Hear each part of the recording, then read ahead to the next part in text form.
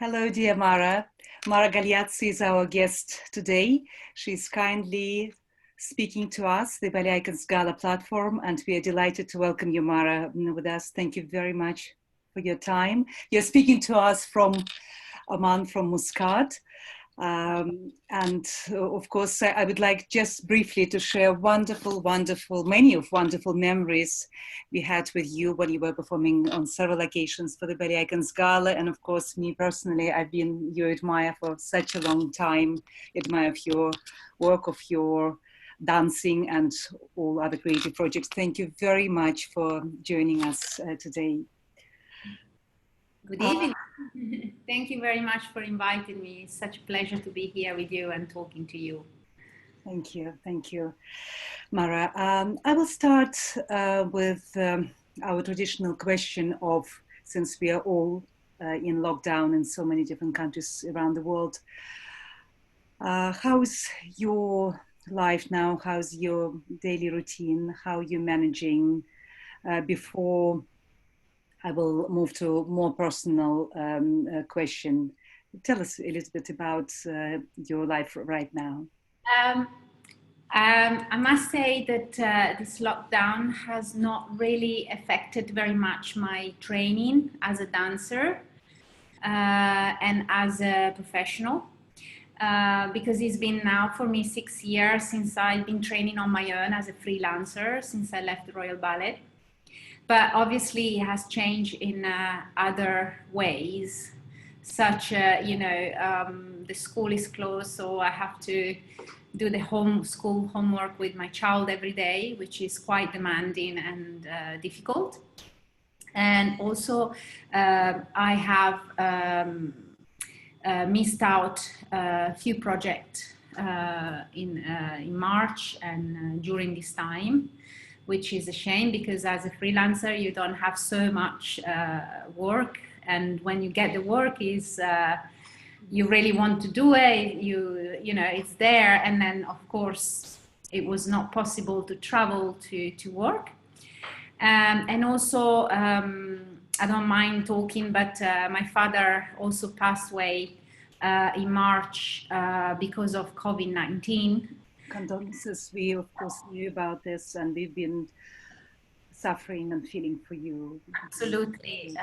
It's been a very tough time, particularly because I couldn't fly to Italy to see him for the last few days. But of course we were not allowed to see him because he was isolated, and of course to support my mother and my brother. So it's been very tough, but I must say I'm a kind of really positive person, and I try to keep myself busy. I feel like I am more busy than normal time because I keep my training. I've been a lot online teaching, which is very nice, and I had lots of requests, lots of interviews, and trying to really not stop what I've been doing. Extremely important right now, of course. Positive, obviously, yeah, which is, it's very hard, but we have to. Of course. Well, you went through your personal family tragedy as a result of this terrible pandemic, and you realized how many people supported you and gave you all the love they possibly could, because this is extremely a tragic situation. You actually touched your family and you personally so much, and you're a positive person. And what would be your learned lesson from this? What would you share with our audience, and what would you say? How to overcome one of the hardest things which could happen to you, to lose such a close member of your family, and to deal with this and to be still positive? Yes, I mean, I believe that we have to really live every moment of our life really fully. Because of course you don't know what's happened the next day, things are unexpected.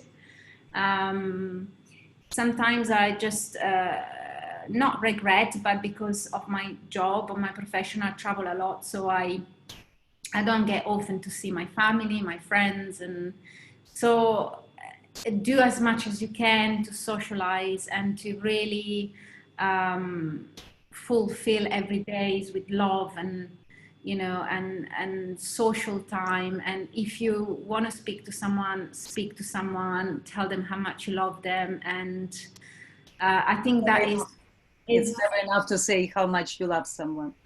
it's very important, because you never know in life. And there's a lot of people that I know that had also lost their fathers and their loved ones, and I totally understand how they feel, but they were close to them. So as much as you can, just spend time with the people that really love you, and never forget that. Love what you're doing, your passions, just fulfill your day. Don't be afraid of say how you feel as well. I think keeping, I know that there are different personalities, but I'm a very open person. I like to share my emotions, my happy emotions, my sad emotions. And I think it's very important psychologically to let it go somehow. And of course, with my profession, dancing helps me a lot to liberate myself. So it's very important. Because you've been teaching online, presumably, recently a lot, and I'm sure before the lockdown, you've been teaching in different schools and giving master classes. What is the most challenging for you in teaching dance? Especially you're such an amazing dancer and true professional. What is the most challenging? How do you manage to overcome maybe your frustrations with the students who are very, very far from your abilities, from your level?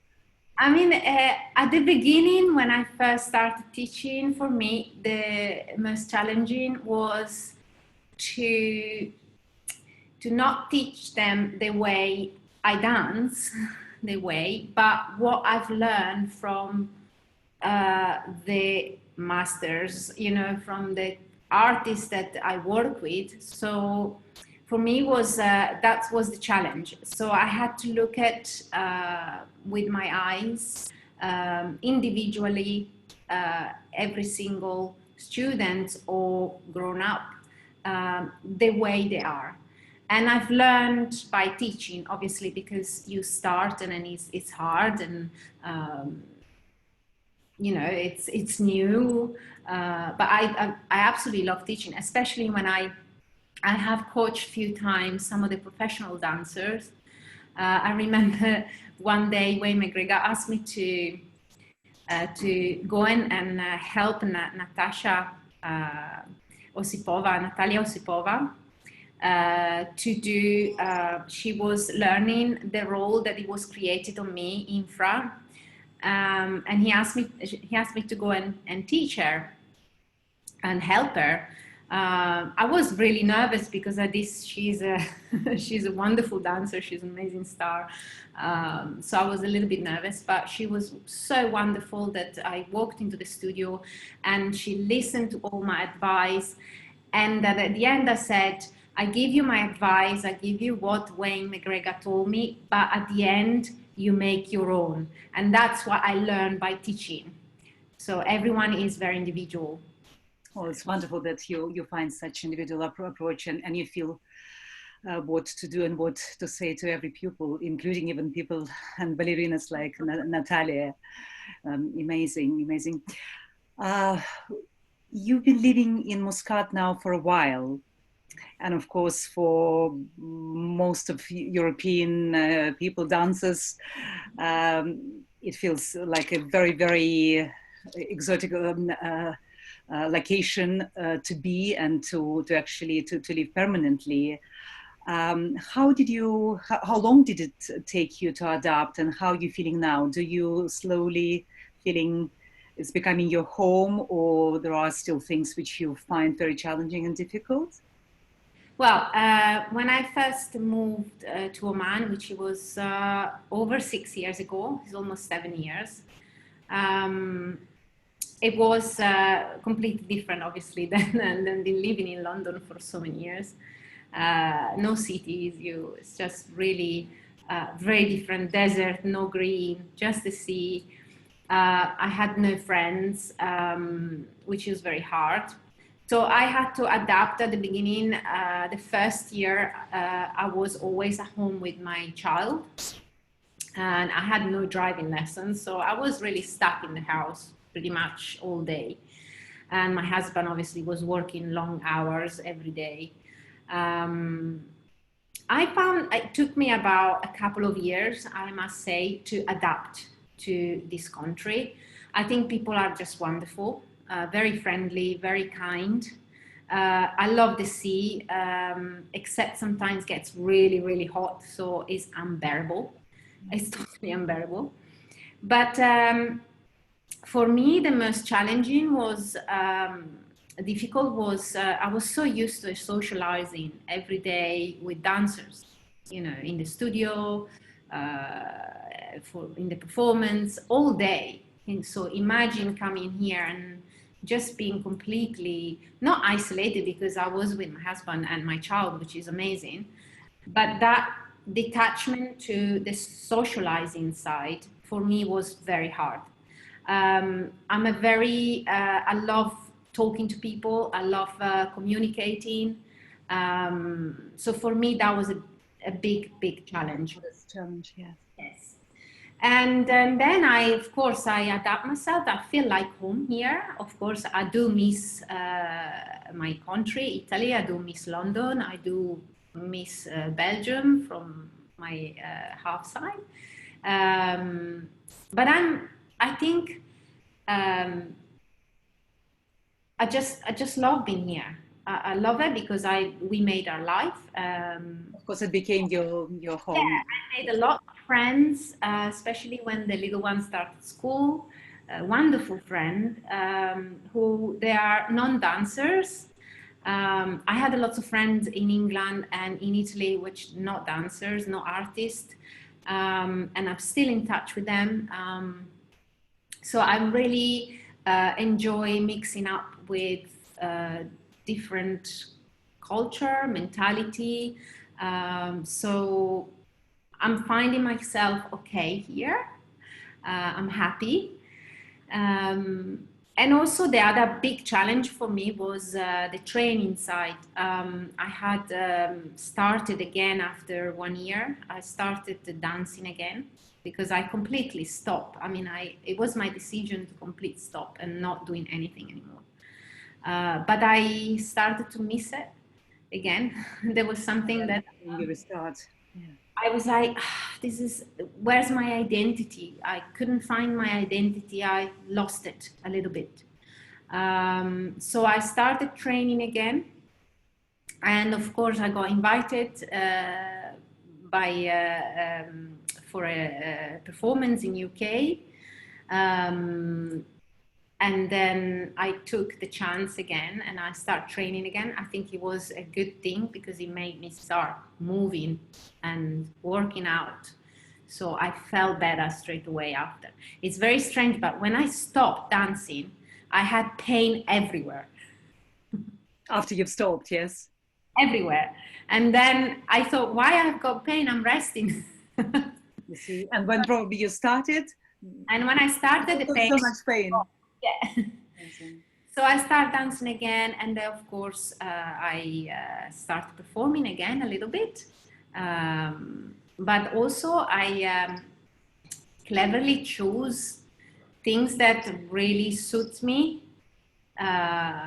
And the repertoire you're choosing. also because of my age, my body hasn't changed. Very young. I started to become more interested in other things, especially being on your own. You become more creative. Of course, I was just going to ask because I, of course, aware that being a very creative person, you you're working on different projects, some of them charitable projects, some are artistic projects. If you would like to share any of your future ideas with us, or I'm sure as many artists, they keep in secret something until things start really working, but I'm sure you're in the process of some very, very exciting ideas right now. I love. I was invited to an award in Italy, and it was about women, on a woman award, and I've met this journalist, and she's also a writer, and she was talking about her book on this event, and. And she started to tell the story about the book that she wrote, which is actually now in French language too, which is amazing. And I got inspired by the story of this woman in the 1960s, 1940, 50s. It's a very sad story. It's a very famous, actually, photograph that a woman committed suicide from the Empire State Building. She jumped off the Empire State Building, and I thought, oh, that's a great story with few characters in there.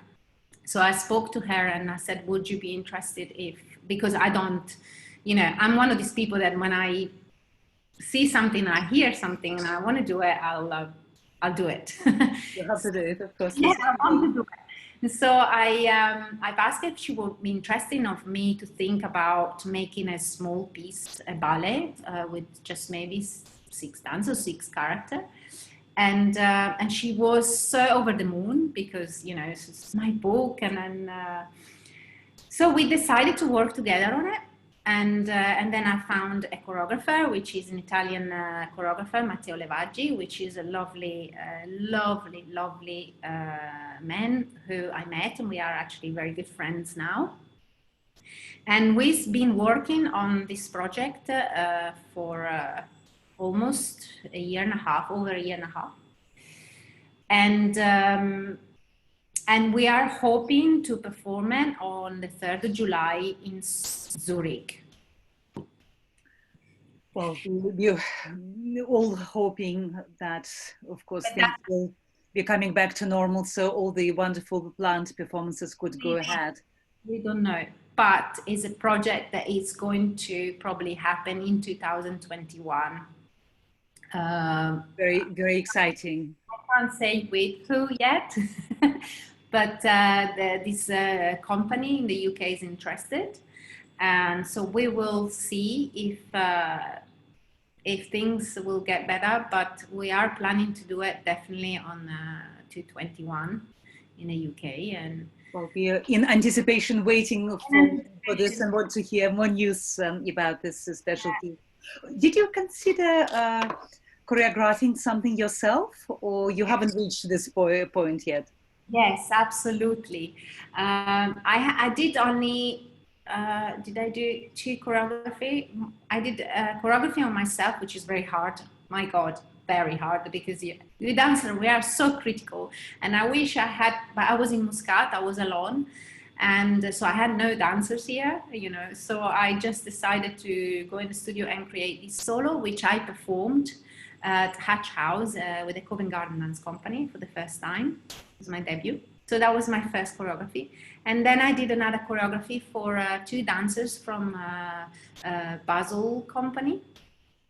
And that was very interesting because they're very contemporary dancer. And for me, it was the first time to really work on my piece with contemporary dancer. And it actually, with my style and their dancing, wonderful dancers, I was very pleased with it. So I know that Wayne McGregor used to always tell me that I should choreograph. Well, you should definitely follow his recommendation. I'm sure he has a very sharp eye. He used to push me, you need to do choreography. Okay, so I decided to carry on, and but obviously being in Oman, it's really difficult for me because how can I say, you become freelance, even though I've been with the Royal Ballet, which I went back guesting after 4 years, which was amazing. You're not part of an organization. Yeah, you're not part of companies. You are alone. You're alone. You need to work on your own. You need to get ideas on your own. You become so creative because there's so much you want to do. And of course, you get sometimes invitation from companies or from organizations. It doesn't matter for me how big or small the organization is, but for me, the most important is to get the chance to dance and to do some work, creative work. I think it's very important as a freelance to do that, because sometimes I feel like people don't forget you. They don't forget you. Absolutely not. Certainly do not, and we very much want to work with you on different projects. You get out the cycle of it a little bit, because Amin Oman is far. There's no culture, dance culture here, apart from the beautiful opera house here, who has had beautiful guest company come in to perform here. And I went to watch them all, and it's wonderful to have them here.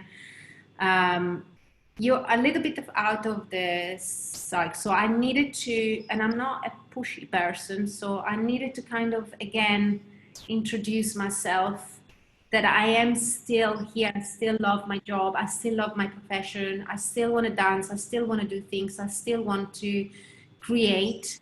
My mind constantly going. Sometimes maybe I have too many things in my head that I want to do. But I think very creative people can suffer this, but probably during this time when we're all reflecting on so many things and trying to understand which way we are going, maybe this is the time for you also to get all your best ideas and your ambitious ideas, your dreams, to put them all together. And as soon as we will be able to move more, you will start releasing them and put them into motion. To change the subject, who would you say, and probably it's a difficult, very generic, but very difficult question, who were your heroines, dancers, female dancers, even going back many years ago, not just right now? Sorry, who would you say was your heroine, your idol female dancer?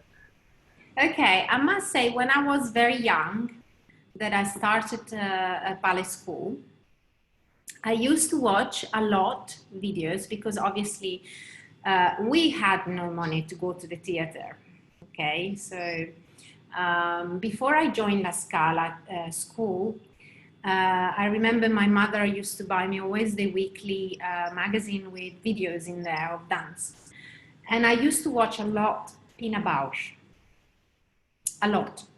Even if I didn't know who she was, and then I used to watch a lot of the video of American Ballet Theater when Baryshnikov and Cynthia Harvey were dancing. So we're talking about a long time ago. And I was inspired by these dances because they're very exciting. Then when I joined the school La Scala, the first year we were very young. We started also to work with the company, the Corps de Ballet, and we did shows with the company. And of course, we passed like Norayev, Sylvie Guillem, Laurent Hilaire, Manuel Legris, all these wonderful, dancers. And there was a particular dancer, Brazilian dancer, and her name was Isabel Seabra, and I was really looking up at her. She had this most beautiful technique and a golden heart. And then, of course, when I watched the video of Romeo and Juliet with Alessandra Ferri, I said, right, I just want to do that role. I love it. And I just got And you inspired. did it so beautifully. So for me, towards like age 13 onwards, she was a little bit my, she was Yes. my inspiration to go and play the role that she did in the video. So Thank you yeah. so much for sharing this with us. You've been involved in several charitable projects, and of course, I think right now, during this pandemic, when so many need help, and of course, we are talking so much about healthcare people and elderly people. We're talking about artists who are already suffering in so many different ways and would need support. Do you think you will be inspired to maybe start another charitable project at the end of pandemic, when we will be able to do more? You have kind of read my mind. I am planning to do something. I really want to do this. And I'm going to try to keep going with my charity foundation, Dancing for the Children, obviously, pushing it to do it. Even though we have had maybe deciding to close it down and to spread the money to our charities, which mainly in Africa. And but I want to do something for freelancers. Absolutely, absolutely, because you know from yourself how much I know for myself, support they need. I would like to do it for everyone, but I'm particularly, I've worked with freelancers these last years. I understand the condition of, you know, financially as well, because it's not easy, of finding studio or finding work as well sometimes, because unless you have a huge name, sometimes you know, it's very difficult, because I understand that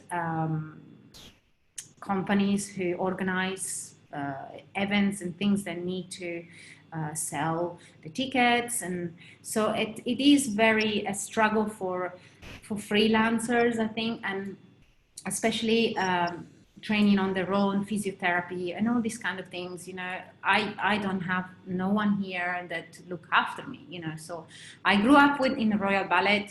I had everything, you know. I had a salary every month, I had bonuses, All the physio, possible care and attention, yes. care, attention. I was even never on social media because I had them to do things for me. So as soon as I became a freelancer, you have to constantly, it doesn't matter even the background you have, you are on your own. So you need to do everything on your own. And then I had so much help from other people that still believe in my artistry. So they invited me to work with them. And I feel very lucky, you know. But there are some artists out there who struggles even more than I am, you know. And I think I would like to do something. I would like to maybe go back in the UK, gather all these dancers together, and maybe do something together, or, you know, and trying to push other organization to help these people as well. We would love to help you and to have Yeah. wonderful memories of your charitable projects you were doing at SAD as well. So fantastic memories, bravo! And I'm sure soon you will create something very special, which will be helping this course. Dances. Yeah. Well, thank you so much for being with us today, for answering my questions, for sharing your soul, your ideas, your dreams. We wish you all the very best. We want to meet soon, to work very closely together, as you're an amazingly talented person, dancer and creative person in so many ways. And we will be saying thank you and seeing you very soon. Thank you so much, Olga, and I really appreciate this. And I wish you all the best. And please take care, stay safe. This is And what we all need these days, of course, to be safe. and I will see you very soon. Absolutely, absolutely. Especially we have so many wonderful plans which we are going to continue to discuss and implement. Thank you so much again, Mara Galeazzi. Thank Take you. care. Bye-bye. Bye.